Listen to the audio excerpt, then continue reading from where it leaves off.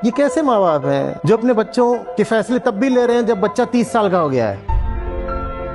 We have to accept this thing कि भाई यहाँ ज्यादातर शादी विवाह जैसे फैसले हैं जो माता पिता ही लेते हैं। मुझे समस्या उनसे है जो चढ़ने दे रहे हैं। अरे छोटी मोटी बातों में दूसरों का मन रख लिया जाता है, पर संगति, वो भी जीवन भर की लगभग अनिवार्य संगति, जिसको या तो फिर मौत तोड़ सकती है या तलाक तोड़ सकता है, इतनी अनिवार्य संगति का फैसला आप किसी और को लेने दे रहे हो तो मुझे आपसे कोई सहानुभूति नहीं है। कैसे अपने आप को जवान बोल रहे हो भाई? विवाह से ज्यादा निजी कोई बात हो सकती है? वो आपके लिए कोई और तय कर रहा है। आप आदमी कैसे हो? मैं बदतमीजी करने को नहीं कह रहा, मैं बस दृढ़ रहने को कह रहा हूँ। मैं कह रहा हूँ कि एक लक्ष्मण रेखा होती है, वो कहाँ खींचनी है इंसान को पता होना चाहिए। स्टैंड तो लो कम से कम। नहीं तो जवान क्यों बोल रहे हो अपने आप को? बोलो कि अभी भी मैं दुधमुहा बच्चा हूँ। और माँ बाप से भी पूछो कि आपने एक जवान और काबिल बेटा या बेटी पैदा करा है ना, तो अगर आपने मुझे अब काबिल बना दिया है तो मुझे छोड़ो ना फिर। और अगर आप अभी भी मेरी जिंदगी के फैसले ले रहे हो तो इसका मतलब आप मुझे काबिल नहीं बना पाए हो। और अगर आप इस काबिल नहीं थे कि मुझे काबिल बना पाओ तो फिर आप अपनी किस काबिलियत के दम पर अब मेरे और फैसले ले रहे हो? माँ बाप की काबिलियत तो इसी में होती है कि वो बच्चों को इतना काबिल बना दें कि बच्चे अपने फैसले फिर खुद ले पाए। यही है ना माँ बाप की काबिलियत। ये कैसे माँ बाप हैं जो अपने बच्चों